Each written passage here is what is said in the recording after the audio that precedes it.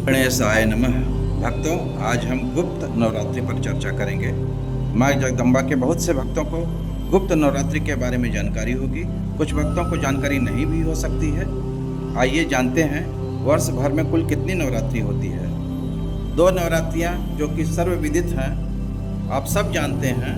ये हैं शारदीय नवरात्रि जो कि चैत्र मास में आती है, और बसंतीय नवरात्रि जो कि क्वार मास, जिसे कि अश्विन मास भी कहते हैं, उसमें आती है। सारा जगत इनके बारे में जानता है, पर 2 और नवरात्रि आती है, इसके बारे में कुछ लोगों को मालूम नहीं होगा। यह नवरात्रि है आषाढ़ मास के शुक्ल पक्ष की, और दूसरी गुप्त नवरात्रि है माघ मास के शुक्ल पक्ष की।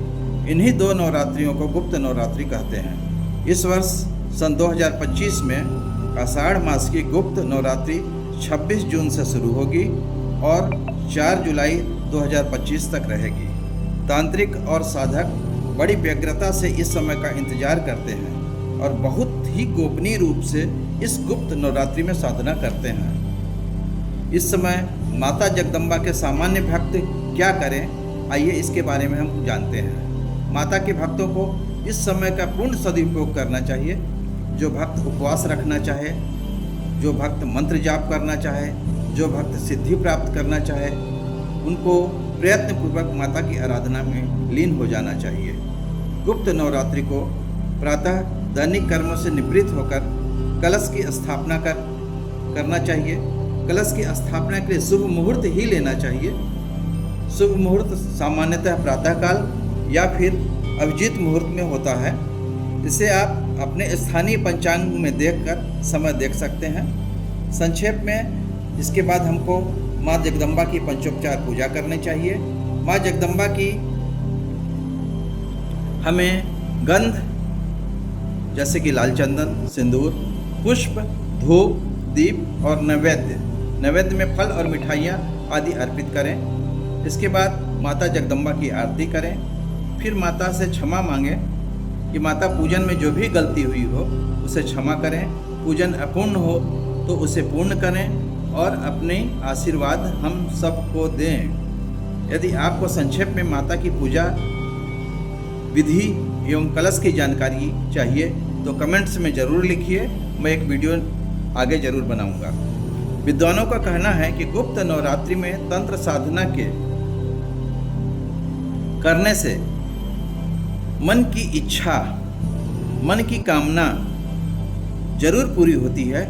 जन्म कुंडली के दोष को दूर करने के लिए भी साधक गुप्त नवरात्रि की साधना करते हैं।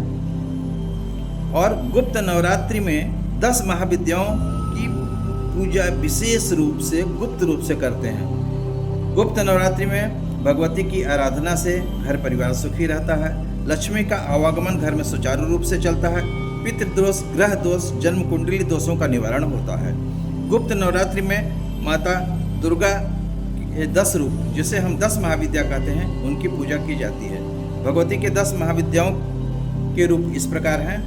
प्रथम देवी काली माता, दूसरी देवी तारा माता, तीसरी त्रिपुर सुंदरी माता, चतुर्थ देवी भुवनेश्वरी माता, पंचम देवी छिन्नमस्ता माता, षष्ठम देवी त्रिपुर सुंदरी माता, सप्तम देवी धूमावती माता, अष्टम देवी बगुलामुखी माता एवं नवम देवी मातंगी माता एवं दसम देवी कमला माता। बहुत से साधक देवी के शक्तिपीठ के निकट आराधना करते हुए आपको अभी भी मिल जाएंगे। इसमें से विंध्याचल पर्वत, माता कामाख्या के निकट, तारापीठ जैसे स्थानों पर मुझे इनके दर्शन का सौभाग्य मिला है। पर यह सत्य है कि देवी की आराधना से धन, धान्य, सुख, बाधा मुक्ति, आरोग्यता, शत्रुनाश, यह सब संभव है। इनकी साधना किसी सद्गुरु के मार्गदर्शन में ही करनी चाहिए। गृहस्थ भक्तों को तो घर पर ही सदाचार पूर्वक, संयम पूर्वक, शुद्धता के साथ कलश स्थापित करते हुए दुर्गा पाठ, मंत्र, जाप, व्रत करके साधना करनी चाहिए। जय माँ जगदम्बे।